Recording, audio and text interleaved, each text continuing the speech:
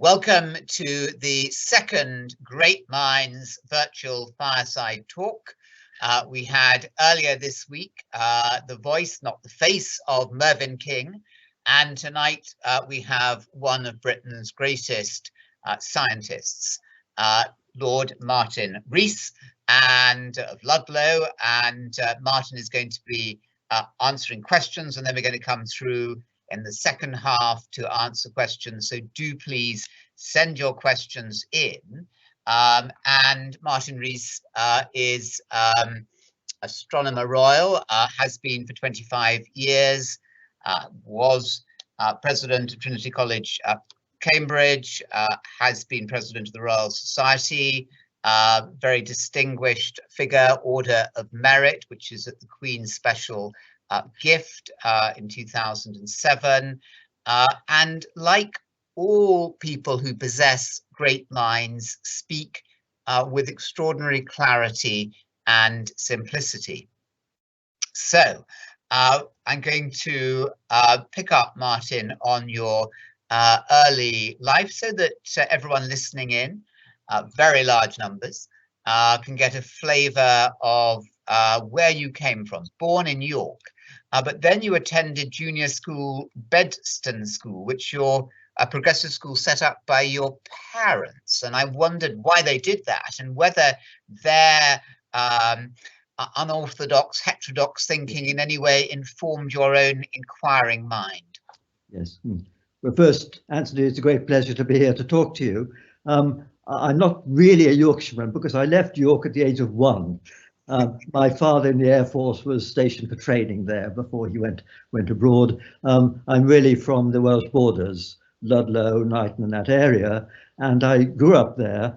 I had a really idyllic upbringing because, as you say, my parents started a school. It was mainly a boarding school in a wonderful old country mansion, remote part of Shropshire, and so I grew up having the run of this place and attended this school until I was 13. My parents were both teachers with a lot of experience, and it was an idyllic upbringing. And then they thought that I ought to go away to another school at the age of 13. So I went to boarding school. So, Martin, what was their influence on you, and why did they set up a progressive school? Yes. It's sad that progressive schools have all but disappeared. Yes, well, I say it wasn't wildly progressive, but it was a sort of friendly. It didn't have all the downsides of the public schools and things like that. We had a very good set of teachers. But if you ask me what was the influence, I think something which has lasted with me and strengthened over my life is when I look back at the people I got to know who taught in this school, lived in a village in a small town in this remote part of Shropshire, and I think of their intelligence and decency. I realise more and more how it's important to promote greater equality, because I've met lots of people with no better personal qualities and far less social conscience than these people had, who are in top position, etc. So I think my strong feelings for greater equality, etc., were instilled not just by precept from my parents, but I think by the experience of being in a very small, limited community where the people were just as capable and, on the whole, rather more decent than those I've come across later in life. Then you did go to a public school, and a very traditional one too, Shrewsbury. One thinks of Turing going to another similar school, Sherborne. Yes. Did that nurture your scientific education or thwart it? Well, it nurtured. It's true that at that time the top subject was classics. The classicists sat in the front row on chapel and all that. But I have to say that although my parents quite rightly disliked many features of traditional public schools, and they were right about that, the teaching was excellent, and I certainly am very grateful to the teachers many of whom were at that stage sort of fairly elderly and had graduated from Oxford or Cambridge in the 20s and 30s. And they were really, really good. So I had an excellent education, much too specialized actually, but nonetheless excellent. And the other thing that was very good was the music, which I much appreciated. So it was a good education. So you then went to Cambridge and That got me into Cambridge. the maths at Tripos. Yes. What might you have studied, Martin, if you didn't go into maths and science? Well, I mean, I think I realized straight away, even while I was an undergraduate, that I wasn't cut out to be a straight mathematician. And I'd have done better if I'd done what was called natural sciences, where you do a range of 3 or 4 subjects rather than just mathematics, because the kind of science I ended up doing would have involved a more multidisciplinary background. So I rather regretted doing mathematics. I didn't enjoy it, and I knew right from the start that I wasn't someone with the same mindset as those who were going to be lifetime mathematicians. So that was a mistake. I got bad advice at school. They thought I was good at maths, and therefore I should go and do maths at Cambridge. And I was sorry about that. But I think if you ask me the question more widely, what would I have done if I had different talents and wasn't a scientist at all? I think a composer, really, because. And who are your favourite composers? Well, I mean, I'm fairly conventional. The great 19th century romantics, you know, from up to Bruckner, etc. Yeah. Mm. And which would be the one piece of music you'd take to your desert island? I think probably Fauré's Requiem. Can't go wrong with that. One of the things I've always loved about you, Martin, is that you are so broad, and that's such an outstanding feature for such a leading scientist to embrace the humanities. We'll come on to that. After undergraduate life, you stayed on. Dennis Sharma was your PhD supervisor. Tell us about that. Yes, well, I was very lucky because, in fact, I didn't do tremendously well as an undergraduate in maths, and I was lucky to get a place as a research student in Cambridge, and doubly lucky to have been allocated to a man called Dennis Sharma as my advisor. And this was at a time when astronomy and space was burgeoning. This was the mid-60s, where there was the first evidence of the Big Bang, the first evidence of black holes and things called quasars, etc. And so it was a very exciting time. And Dennis Sharma had a group of excellent students. Well, the most famous was Stephen Hawking, who was 2 years ahead of me, and a group of other ones. And we learned from each other, we learned from him, he encouraged us. And it was a very good start because, when I give advice to young people starting now, I say, go into a subject where new things are happening, new techniques, new data, new ideas, because then you can do something new. You won't be trying to do the problems the old guys got stuck on. Their experiences at a heavy discount. And so I was very lucky in that sense. But I've been even luckier in my later career because the speed of advance in astronomy and space hasn't slackened at all. The 1960s was when new topics opened up because of new observations, etc. But if I think of the last 5 years, when you've had evidence for planets around other stars, gravitational waves and all kinds of new things, it's just as exciting. So I'd recommend any young people who are listening in to think of astronomy and especially looking for life in space and things of that kind as a very exciting area of pure science. Tell us about the young Stephen Hawking. Did you recognize him at the time as somebody very special, or was he just another doctoral student? No, I think he was special because he was in his 3rd year of his PhD when I joined the group. His disease had started, and it wasn't clear he'd finish his PhD because it was developing at that stage so fast. And so it was clear that he was especially brilliant. And it's so wonderful that he went on for 50 years after that. And in fact, I gave the main oration at his memorial service in Westminster Abbey. And I said then that I'm an astronomer used to large numbers, but few are as large as the odds I'd have given back in the 1960s against him living 50 more years and achieving such extraordinary fame. And what should we remember Hawking most for, Martin?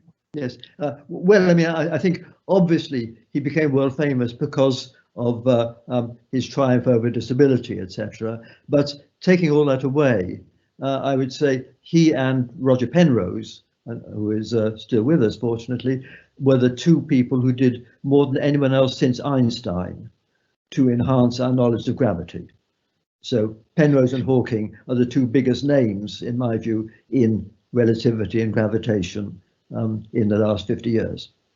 Do we have great scientists in the second half of the 20th century, early 21st century, of the same kind and caliber of the great scientists of Einstein and before? I think we do. I think if you ask most physicists who is the brightest theoretical physicist, they'd all mention someone called Ed Witten, you may never heard of. He's not widely known, but I think everyone would say he is the number one theorist in the world, probably way ahead of Hawking, etc. But he is tackling a real Everest problem of trying to understand all the force of nature, and something called superstring theory, which hasn't yet succeeded, may never succeed. But I think there are many people, but in a sense the problems get harder. The easy things get done. And to take another thing, you've probably heard of the Higgs boson. This was invented by Mr. Higgs in the 1960s, and it was 50 years before it was confirmed. And so even if we have the right theory, it's going to be hard to check it now. And so I think I would actually discourage people from going to work in a theory like string theory now. It's clearly one of the sort of Everest problems, as I would say, but if you're picking what you want to do in a scientific career, you multiply the importance of the problem by the probability you will solve it, and you multiply those together and you maximize the product of the two. And if you do it that way, then I think you will take some more tractable, even though less challenging problem. And that's the advice I give. Was, as somebody who knew Stephen Hawking very well, was he himself satisfied with the advances in knowledge that he oversaw, and also the theory of everything, the film, which I'm sure you did see? Yes. Was that an unfair and an inaccurate portrayal of him? Well, it was completely inaccurate. I mean, I know that both he and his first wife Jane were content with it. It obviously conflated the science, you know, but it really concentrated on his personal life. But of course, the important thing to remember is that that film only described the first half of his life. When that film finished and he separated from Jane, he had 25 more years. And so it's part of his life. I think it did get over, because what was special about him was that despite the incredible frustration of his handicaps, particularly, I think, the difficulty communicating, because in his last years, he could barely communicate at all. And some of the things that came out of his name, frankly, were written by other people, which was rather sad. But that was the biggest frustration. But what was impressive was that he maintained a sense of humour, and he also maintained an interest in the wider world, and he genuinely cared about about supporting the NHS and all that. And when he went to Israel, there's a wonderful picture of him on the West Bank in Ramallah, surrounded by a curious crowd, as it were. So he was very enterprising and very concerned with the world's problems. And despite all the handicaps, he remained surprisingly normal psychologically. And does the mind of the great mathematician and scientist continue to develop? And is there any truth in the theory that the mind of the mathematician can peak at their late 20s or even earlier? Well, it's very interesting. I mean, there's something in that, but I think that the main thing is that if you look at the way most people's careers develop, then in their later life, they have less time for concentrated thoughts. and they don't do so well. To take an example, someone who died just recently was someone called John Conway, who was a real iconic figure in mathematics, and he just kept on going. He was fascinated by maths. He didn't do anything else, and he kept it. I think it is possible, if people remain dedicated, that they can do. But probably there is a difference, to answer your question, in that there are many artists, creative thinkers, composers and painters whose last works we would say are their greatest. I think there are very few scientists of whom that would be said. And I think the reason is that if you're an artist, you are influenced by the trends when you're young, but it's thereafter internal development. Whereas if you're a scientist, you're engaged in a more collective activity. And the thing we get worse at is absorbing new techniques and new ideas. I mean, I know there's many things I couldn't do. So I think scientists have a harder job to stay at the peak, because they need to absorb new ideas, new techniques, and they get less good at that. Whereas an artist doesn't need to absorb anything new from outside. And is there a absolute Berlin Wall, thinking of C.P. Snow and Two Cultures, between science and politicians, thinking obviously of COVID and Boris Johnson? Does he give you a sense that he understands the scientific advice that he's being received and been given? And should science be in the lead, or is science always subject to political decision making? Well, I think I'm not going to defend Boris Johnson, but I think science is clearly part of the issue. But politicians, when they make decisions, those decisions often have elements of economics, politics, and ethics as well.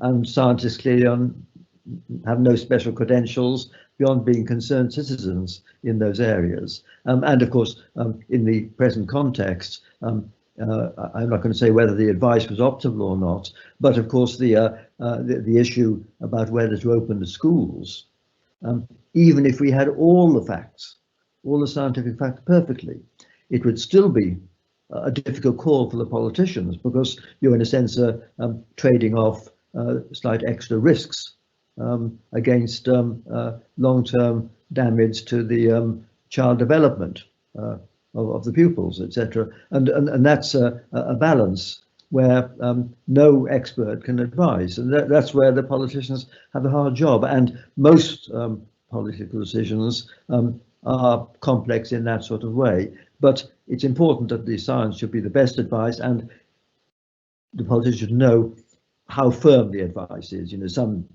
bits are firm, whereas others, as you know, are more uncertain. But there's another point I would make, which is that because many of the decisions that politicians have to make, and which we all care about as citizens, have a scientific dimension, and I'm thinking not just of health, but of environment, energy, etc., then it is important that all young people should be given some feel for science, some basic ideas about science. They're not going to be experts, and science is not just for the scientists. And we want, first of all, everyone to have some feel for the cultural value of science. It's sad if people don't know about Darwin and all that, whatever career they're going to end up doing. And also, I think it's important that they should know enough science not to confuse a proton and a protein, and not to be too readily befuddled by bad statistics.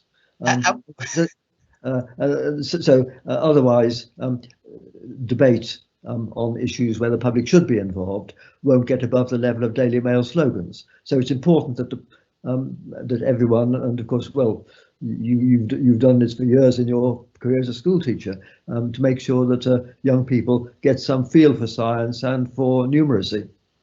Absolutely. And what are the 3, 4, 5 most exciting, compelling scientific ideas that you think every 16 or 18-year-old should know about? Well, I mean, I would say the basic of biology. I mean, to understand how an intricate living system, which is far more mysterious than an atom or a star or a galaxy, how that comes about, and just the mystery and the wonder of it all. and the variety of nature, and Darwinian evolution, to understand this, and also I think to have a feeling for the immense time spans and spatial extents that are involved. I think it does make a difference if you have a historical time span and a long one, to realise that the past is immensely long, and also that the future is potentially long. And so any decision we make now is going to affect not just us and our children, but is going to resonate in the far future. We ought to care about that too. So I think that's something we should realise. But having said that science is important, I think some scientists moan too much about public ignorance of their subject. It's for the reason I've mentioned, being a good citizen. It's just as disgraceful if you don't know the history of your country or can't find Korea or Iraq on a map. And of course, as we know, many people can't do either of those things. And that's just as much an impediment to having a properly engaged public in a democracy. Now, one of the many jobs that you've had many jobs, one that you didn't have was chief scientist. Yes. To the government. Had you been chief scientist, what would you be saying now to the Prime Minister about COVID? Well, I mean, obviously, not being an expert myself, I would do the best I can to sort of calibrate the various experts and the degree of confidence that we could have in their results. I would do that, and then I would try to explain it clearly, accepting that the politicians themselves can't make that calibration. But then I'd be respectful and say that these decisions, like to take a simple example, the one of when to open the schools, does involve a difficult trade-off where the scientist has no special expertise. But I would do one other thing. I would generically urge more long-term thinking. I think we know that this pandemic would have been dealt with better had we prepared better for it. We prepared worse than other countries, and that's caused thousands of people to die who wouldn't otherwise. And I think we've got to think long term, and this is not just in the context of preventing further pandemics, but of course dealing with the environment and climate change, etc. We shouldn't discount the future in the way that most businesses do at sort of 5% per year, and the way the government treasury does at 3.5% per year. We should realise that we ought to care about what happens in the lifetime of babies born today, who'll be alive at the beginning of the 22nd century, and standard economic calculations discount that away, so it doesn't get any weight in your calculations. And we ought not to do that. We ought to realise how much we owe to the heritage of centuries past, and we ought to ensure we don't leave a depleted world for those who are going to be alive at the end of the century. And so I would urge long-term thinking, and I would enlist all those who care about their grandchildren and all those of religious frame of mind to also care, to persuade politicians to be long-term. And the politicians need to have realization that the public care. Let me give one simple example. Most politicians don't care about long term, but Mr. Gove introduced legislation to ban reusable drinking straws because of the worry about pollution by plastics in the ocean. Now, he only did that because of David Attenborough's programs, which had shown these iconic images of albatross returning to its nest and coughing up bits of plastic for its young and not the expected nourishment. And that's an iconic image, rather like the polar bear and the melting ice floe is for the climate debate. And I think Mr. Gove knew that the public cared about this issue in a way they hadn't before those programs, and therefore he could introduce this small legislation without losing votes. And one has to get people to care equally about the long-term concerns about climate change, obviously, in the same way. So that's the theme with the University of Buckingham talk we had on Monday, with Lord Mervyn King, who Yes, was yes. similarly saying, Martin, how poor politicians with their maximum 5-year time frame till the next general election, Yes, yes. which militates against them, in as far as anyway they're of that mindset, to thinking long term or even medium term. But let's come on now to the idea of, will we survive? Will human beings survive till the end of this century? And I'd like you, Martin, just to dilate here and share the various threats, some of which you think are more important than others, but tell us what they are. Yes. And then we'll come at the end to what you think are the most serious, which could include more pandemics. Yes, yes. Well, this is a digest of my most recent book called On the Future, which let me advertise now. And it discusses the future and reasons to be concerned about the future. And the concerns are of two kinds. The first kind is the pressures that are being imposed collectively by human beings because there are more of us and because we're more demanding of energy resources. And here there's growing population. The world population is now 7.6 billion. It'll almost certainly rise to 9 billion by mid-century, and it may go up even more than that. And the rise is going to be in particular in Africa, where they can least cope with this. So we have to cope with a larger population and make sure we can feed them. Yeah. We've got to do that without despoiling the environment. That's important. And also by getting energy in ways that don't produce excessive CO2 and affect the climate. So population, food and climate are collective issues where we're putting pressure on the planet. But there's another class of threats which stem from the fact that we are very interconnected, and individuals and small groups are more empowered by technology. So to take an example, a cyber attack carried out by a small group of one person can have very widespread effects, cutting out the electricity grid in a large area and things like that. And we are globally connected. The COVID-19, which is of course a natural virus that has spread globally in a few days because of massive air travel in a way that couldn't have happened in the past. So any catastrophe will not be isolated in a particular region of the world. It'll spread globally. We're all interconnected, not just by travel, but we are connected because the internet can spread panic and rumor literally at the speed of light as well. And also supply chains are global, etc. So that is why, as we're seeing now, anything which starts in a Chinese market or somewhere like that can have global consequences. And so this makes me worry about how we can avoid this, because the world's very unstable. A small trigger point can be catastrophic, and it'll be even worse if we realize that it will be possible for people in 10 years to engineer viruses. This is a natural one. We can expect natural pandemics, but it's already possible, it has been for a number of years, to make the influenza virus more virulent and more transmissible, and to synthesize the smallpox virus. COVID-19 is more complicated, but someday we'll have to worry about the possibility of people actually making pandemics artificially. Now you say, who would ever want to do that? Hardly anyone, but one is too many.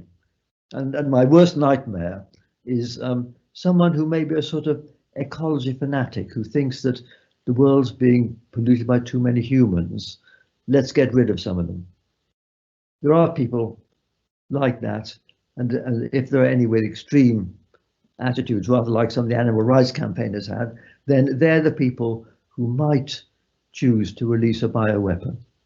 And I worry about this. And because of the growing likelihood or growing possibility that a small group or an individual can do something by bio or cyber techniques that could cascade globally, I think if we're thinking of governments, there's going to be a tension between three things we want to preserve, which is privacy, security, and liberty.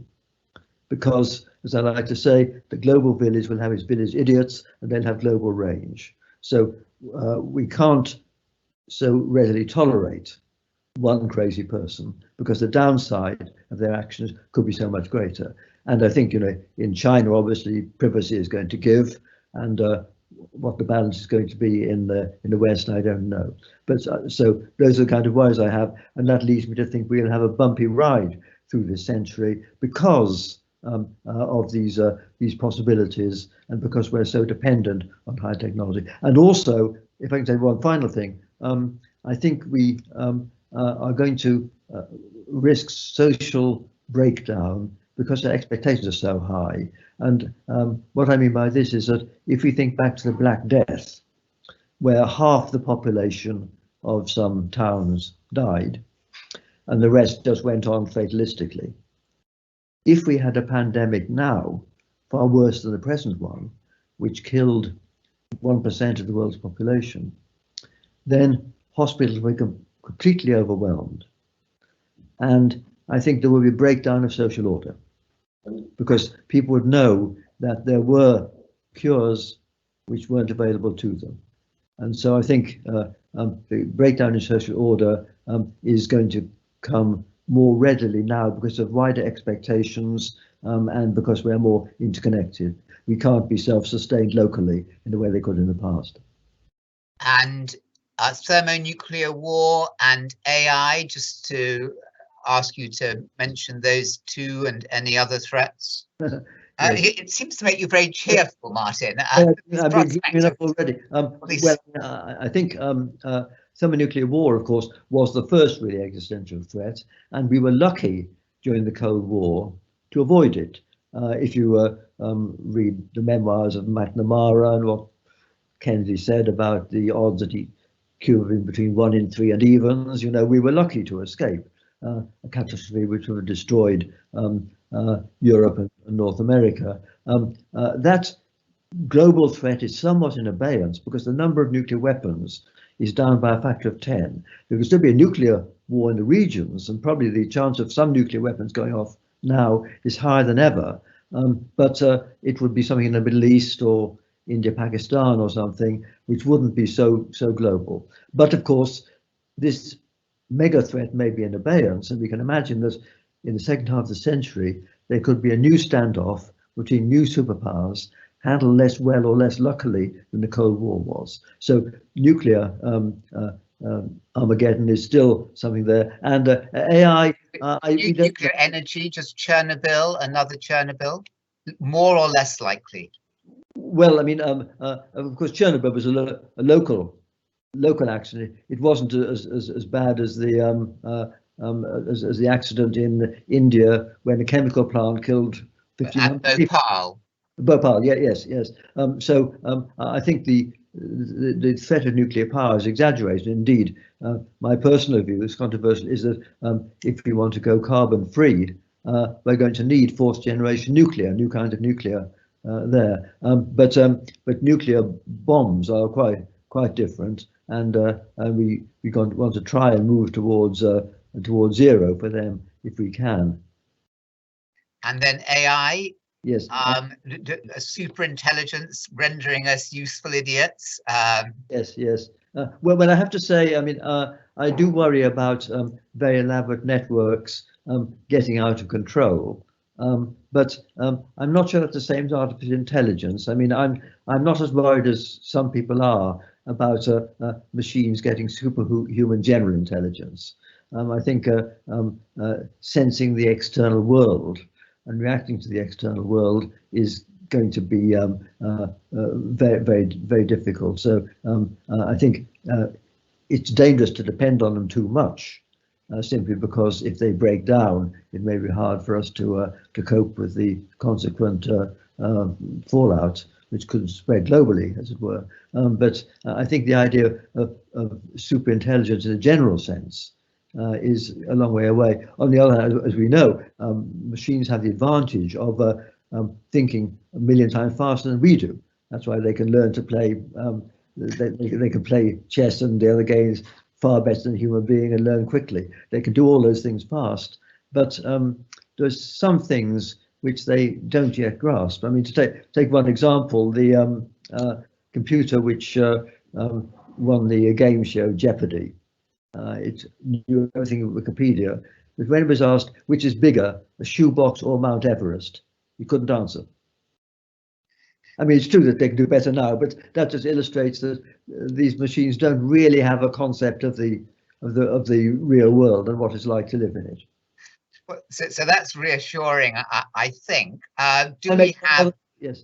And one other reassuring thing is that if we think of the far future, when maybe machines will take over on and explore the planets, etc. Again, I don't worry so much because Darwinian evolution has favoured two things: intelligence and aggression.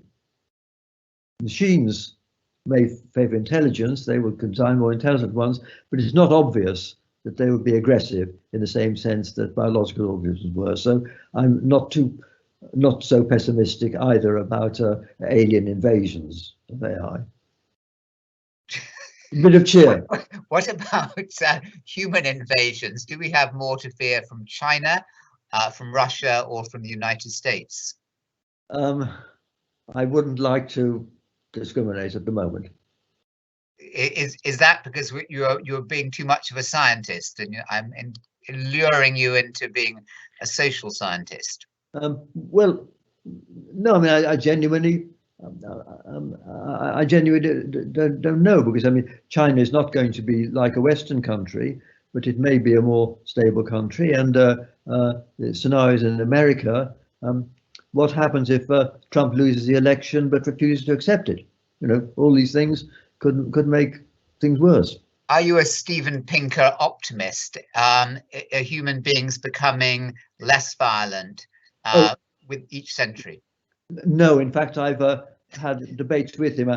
I think that's very misleading. For two reasons, but it is true, as he says, that science has benefited us hugely with the life expectancy and all that has and wealth, all that has improved. So this is the best time for the average person to be alive. But there are these new threats, which in one chapter of his new book he completely disparages, these global threats where once is too often. And of course, well, COVID-19 is one, and the other ones which I discuss in my book, I think are going to be very, very hard to cope with. These are new, and it's easy to be complacent if they haven't yet happened. But there's a nice maxim: the unfamiliar is not the same as the improbable. And my view is that although I don't deny the import of all the things in Stephen's nice book about the way things have improved, overall, it's not clear to me that the future is very bright because of these new events that he seems to rather complacently, in my view, downplay and disparage. So moving forward to the end of the century, which is not that far away, and our students listening in should all expect to be alive for that. Will they be holidaying on Mars and traveling to around the solar system? What's going to happen? I don't think they'll be doing that. I mean, let's hope that they're on a world which is carbon-free and flourishing, and we haven't caused mass extinction or drastic climate change. Let's hope that. But on space travel, which is, of course, my special expertise, my personal view is that the case for sending people into space is getting weaker all the time as robots get more advanced. Although it was very heroic to send people to the moon, I think for practical reasons, we don't need to send anyone. We can send a robot geologist to Mars, and we can have robots to fabricate structures in space, etc. So if I was an American, I wouldn't want to spend any taxpayers' money on manned space flights. I don't think Europe should either. But on the other hand, I think we should cheer on these private investors who are prepared to accept higher risks, because it's so expensive for NASA because they have to be so risk averse and cut and make it fairly safe. But if we have adventurers prepared to take high risks and do a cut price privately funded project, then I would cheer them on. And so I do think that there will be some people of that kind who will go to the moon and perhaps to Mars by the end of the century, a little colony. But to talk, and here I disagree with Musk and also with Stephen Hawking, the idea of mass emigration to Mars to avoid the Earth's problems is a really dangerous delusion. It's a dangerous delusion because nowhere on Mars is as comfortable as living at the South Pole on the ocean bed or at the top of Everest. So no one really wants to live there, and and it's far easier to deal with climate change here than to terraform Mars to make it habitable. So a few crazy adventurers, people like Sir Ranulph Fiennes and the younger generation like him, they will perhaps go, and we'll cheer them on as we cheer them when they do other exploits like that. But the idea of mass emigration of humans is, I think, a bad idea. It should be left to post-humans, a quite different species. And would the Astronomer Royal, had he been invited to go on a moon trip, would you have said yes? I don't think so, but I'd like to quote Elon Musk, of whom I'm a great fan generally. He's a 21st century Brunel, despite his eccentricities, and he says he wants to die on Mars, but not on impact. And he may manage that. Well, Brunel was quite eccentric too. Right. We're going to come over to the questions here. Lisa, so I think we've actually done this. What would your advice be for budding astronomers? For budding astronomers, well, I mean, I think learn a lot of physics and computing, the main things, and some mathematics, and also some chemistry and biology, because one of the exciting topics in the next 10 or 20 years is going to be evidence for life in space around some of these planets, around other stars that we can barely see at the moment. So I would say that to learn physics, which is the basis of most of it, and computing, but be fairly broad, and it's an exciting subject. And of course, even though it's not directly practical, I think it leads to spin-offs, and I think it is good for interesting public in science, because nuclear science and genetics have a slightly ambivalent public image, but I think astronomy and evolutionary biology, they have a positive image, and so they get through to the public. And of course, as a teacher, you will know that to enthuse young pupils in science, it's a mistake to say you've got to make it relevant, because the most fascinating thing to most of them is dinosaurs, than which nothing could be more irrelevant. But the wonder and the mystery is what grabs young people, and you've got to start with that. And dinosaurs and space are high on that list, and go from that to get them to learn more broadly about the world around us, and of course hope they can see it, because what's so sad is so many young people today never see a dark sky or a bird's nest, and that's really, really sad. So another question, if the universe is infinite, and if there are multiverses, so maybe an infinity of universes, surely somebody, intelligent life, Martin, does have to be out there, right or wrong? Out there, but far beyond our horizon, and perhaps it's some consolation that we've somewhere got an avatar who makes the right decision even when we make the wrong one.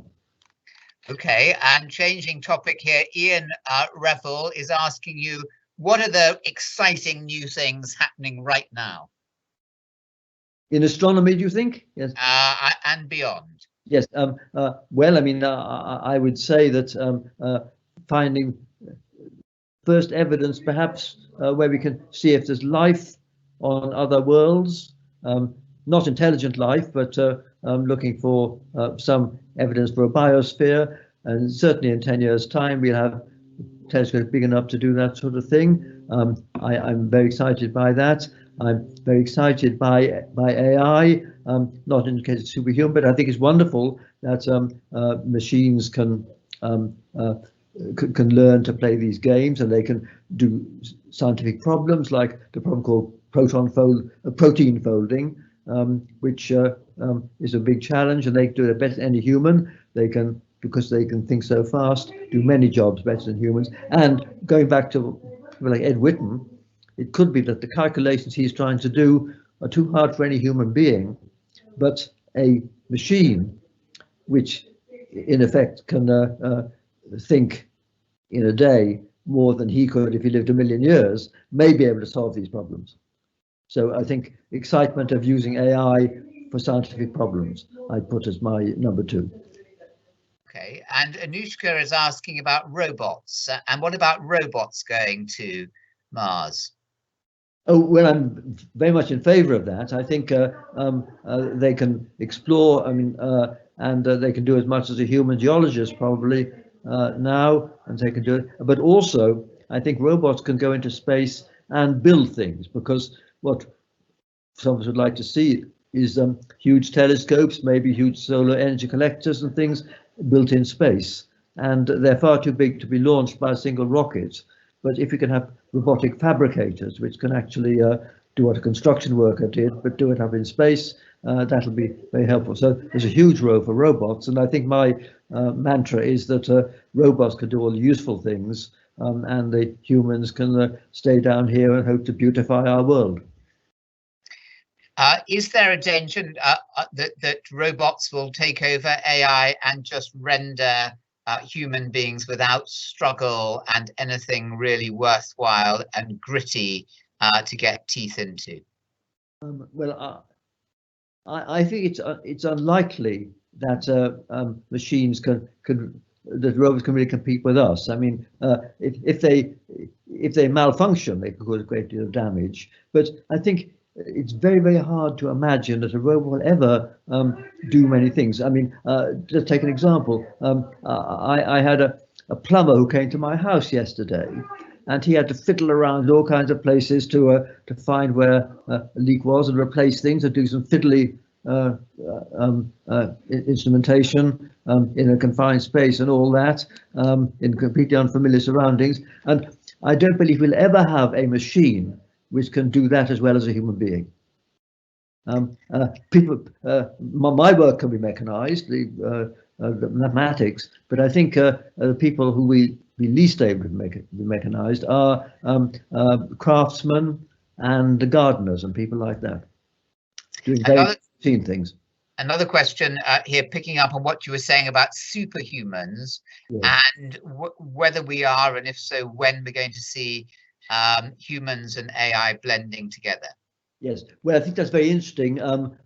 This may happen at one stage, but I think one thing which is important is that it's taken 4 million years for us to evolve from the first life. The sun has 4 billion years, and we've got 6 billion years ahead. So there's more time in the future than in the past. And so we should think of ourselves as not even the halfway stage in evolution. Complexity here on Earth and far beyond will develop in the far future. And any creature that witnesses the death of the sun 6 billion years from now will be as different from us as we are from a slime mold or something, and probably electronic. We don't know about that. So future evolution will be very different and actually faster, because it'll be what I might call secular intelligent design. It'll be machines designing better ones. And so my guess is that in 500 years, there will be machines which are surpassing humans in many respects. They'll be different from us.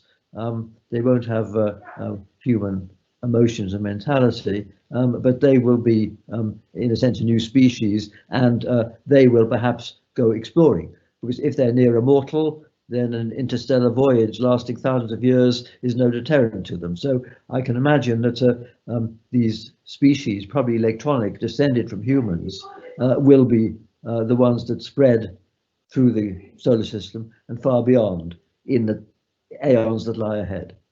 So, question about time, Martin. Why does time only seem to go in one direction?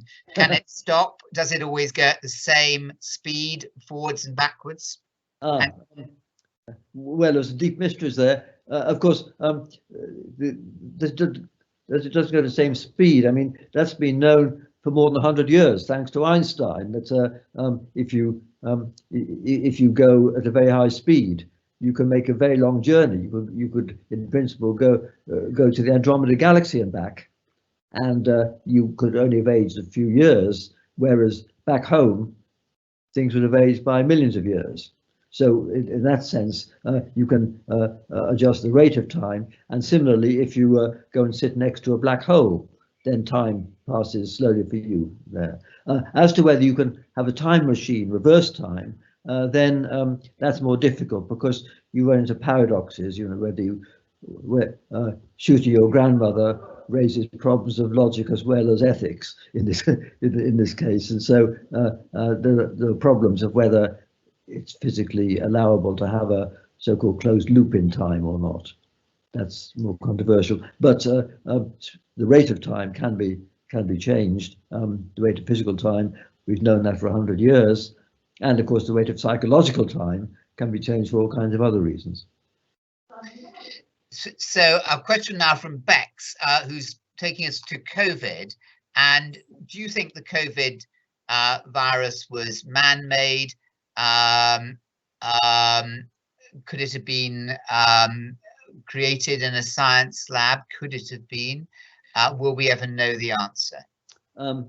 Well, I mean, I'm sure it wasn't engineered as a weapon. I think that's a crazy idea. On the other hand, the idea that it might have leaked out by accident from a lab is not crazy, and this has been talked about.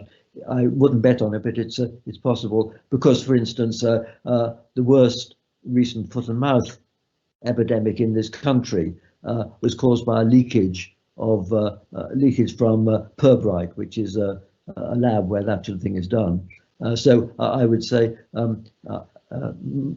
almost certainly not engineered, but it's not completely impossible that it was leakage from the lab in the same city, although the most likely origin is probably the transmission in the food market.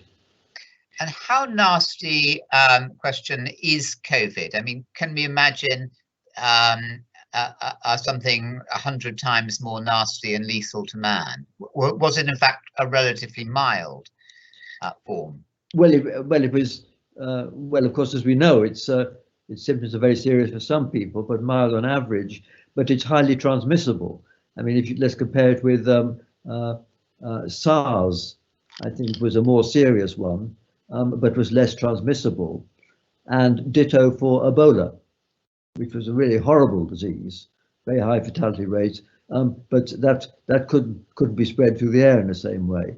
So I suppose the nightmare would be a virus which spreads as readily as COVID-19, but is as virulent and causes as high mortality rate as Ebola or smallpox. Emma asks, is the universe university is what she comes up as, shrinking instead of expanding, but I think it means universe. But you might want to just say something about the university sector, about which you were writing brilliantly in the Times earlier in the week, Martin. Yes. Okay. The universe. Well, the universe is expanding in the sense that if you look at a distant galaxy, if you were to watch it for a long time, it would get further and further away. And the thing we've learned in the last 20 years is it's not only getting further and further away, but speeding up in its recession. And so it'll eventually disappear from view. If you came back in 100 billion years, you'd find nothing visible at all, apart from our galaxy and Andromeda and their remnants. All the rest would have disappeared. There is an alternative theory called the Big Crunch, which says that eventually our universe will stop expanding. We can't rule that out, but it's less likely. But it's certainly expanding now. What about the university? Anthony is closer to the coalface than I am at the moment, but I think universities are in a bit of a crisis, obviously, because they're international institutions. They depend on free movement, and they're very much constrained. But I found myself that we've been able to do surprisingly large fractions of our work remotely. And I think if we look a year ahead, then I know in my university, the hope is to have everyone back in residence and having tutorials of small groups, but we may still have the big lectures videoed. That won't be very much loss, and then we could gain even more if we had big lectures, not just from our own staff, but from eminent professors in other universities that share the best stuff. I mean, let all our first year students watch Michael Sandel from Harvard, for instance. We can benefit if we use this. But also, I think, and here I'm being more personal, in the last 2 or 3 months, I've had Zoom meetings for committees I'm on in the United States and in Italy, which would involve 4 different flights. And I did these far more efficiently over Zoom, and they were far better attended over Zoom than they would ever be in real life. And I suspect that many of us will never go back to flying for just business purposes. So I think there will be an irreversible change, a beneficial one, I think, in traveling less for sort of business purposes. It's important to travel to meet people, but if it's just a business meeting with people you know already, then I think the Zooms and similar does very well. And I think it might be good if some of the R&D effort, which is now going into aviation, was devoted to making better communications of that kind. And will flying ever return to the levels that it was? I think possibly not. I mean, because I think for 2 reasons, made more expensive. People realise the problems of greenhouse gas emissions, etc. But I think also for business travel, people won't want to do it so much because they realise that as communications improve, then there's more they can do without travelling. So I think travel may go back to being a sort of elite thing again. Last question. You are an atheist, but one who isn't sympathetic to militant atheists. So if God didn't create the universe and you, Martin, who did? Well, I've no idea, and the concept is very anthropomorphic. I think. Let me just say about my attitude to religion is I value religion for its ritual. I go to church and I go to the mosque if I was born in Iraq, etc. And I wouldn't want to rubbish or attack religion. I think we need to support mainstream religion against extremists, and the Archbishop of Canterbury, etc., are our allies. But I can't accept any dogma. The reason I can't is that I know that understanding a single hydrogen atom is pretty tough for most of us. And that being so, I doubt that anyone can credibly claim more than a very incomplete metaphorical aspect of any deep part of reality. And so that's why I'm skeptical of people who claim that they've got the true answer and that they can actually understand this. Even simple things are a very great mystery, and I think we learn in science to explain the simplest organism is something we can't do yet. And so to think about the entire universe is a very big challenge. Last question, Martin. If there was one thing that you now know that you didn't when you were that young man at Bedston and Shrewsbury and Cambridge, what was it? What would it be? Well, I think, let me say, I've been very lucky in my life. I've been supported and etc. But I think the problem for most people is they don't realise until too late what opportunities exist. And they think doors are closed even when they're not. And so I think it's best if young people, even those who don't come from a privileged background, they don't think that there are some careers reserved for privileged people, they realize they can have a go. And I think people tend only too late to realize all the things they could have done.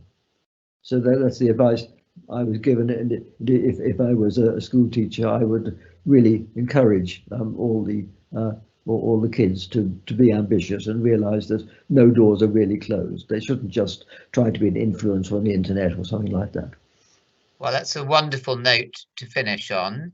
And thank you very, very much, Lord Rees, for that extraordinarily wide-ranging talk. I'm left with many thoughts, including the extraordinary capacious mind that you have and your appetite to engage with questions. And again, another feature of all truly great people is your complete humility and your sense of fun and generosity of spirit. Thank you. It's been a great honour to have you on tonight. Next week, speaking, letting you know what's coming, we've got William Boyd, the very successful novelist, and we have Stanley Johnson, who amongst his many different things in life, including being the father of the Prime Minister, is himself a writer and a personality and a thinker and a poet. He won the Newdigate Poetry Prize at Oxford. Stanley Johnson, William Boyd next week, but can we have a virtual hand clap for a truly remarkable and very, very special figure, Lord Rees of Ludlow. Thank you very, very much indeed. Thank you, Anthony, and I have huge admiration for all you've done at Buckingham and in your earlier career. Your energy is quite amazing. Thank you. Thank you. Thank you. And thank you very much, Martin. Thank you everyone for joining, and see you all next week.